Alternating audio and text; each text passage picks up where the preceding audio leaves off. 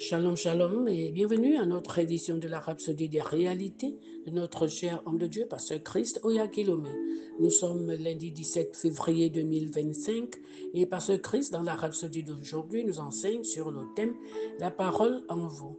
Il tire son verset d'ouverture du livre de Colossiens, chapitre 3, verset 16, dans la version King James, qui dit que la parole de Christ habite en vous abondamment.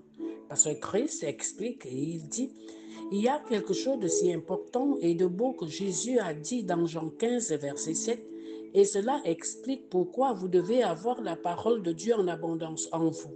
Il a dit: si vous demeurez en moi et que mes paroles demeurent en vous, demandez ce que vous voudrez et cela vous sera accordé. Vous devez demeurer en lui et avoir sa parole qui demeure en vous. C'est cela qui vous fortifie contre les troubles et les adversités de la vie. Cela rappelle ce qu'il a dit dans Jean 8, verset 31.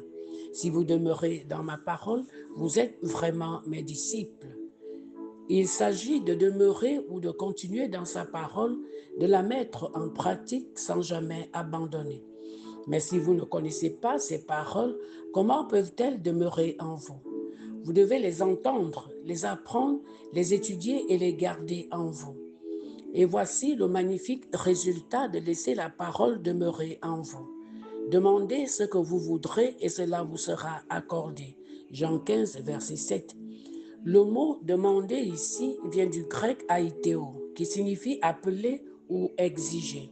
Cela signifie donc évoquer ou appeler à l'existence ce que vous désirez.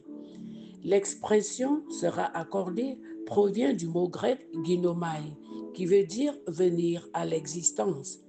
Le Seigneur Jésus est en train de dire: si mes paroles demeurent en vous, vous appellerez tout ce à quoi vous pensez, tout ce dont vous avez besoin, et cela viendra à l'existence.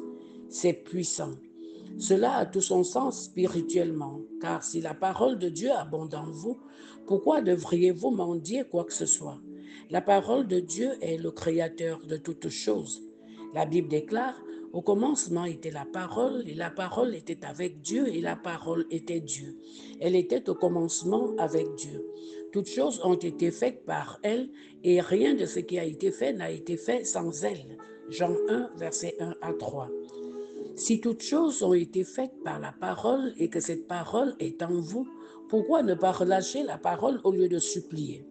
Appelez à l'existence ce que vous désirez et cela se manifestera. Cela deviendra réalité.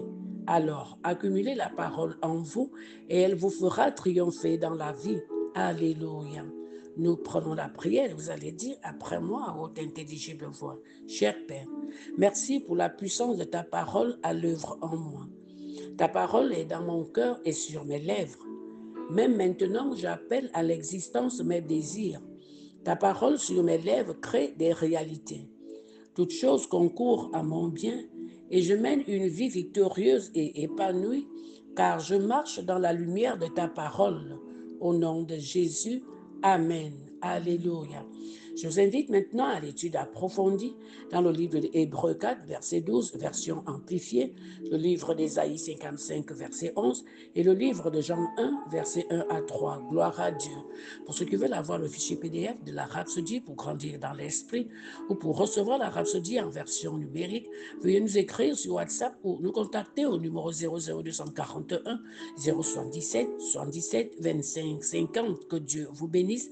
Ayez une excellente semaine et une parfaite journée dans le Seigneur. Bien-aimés, nous vous aimons.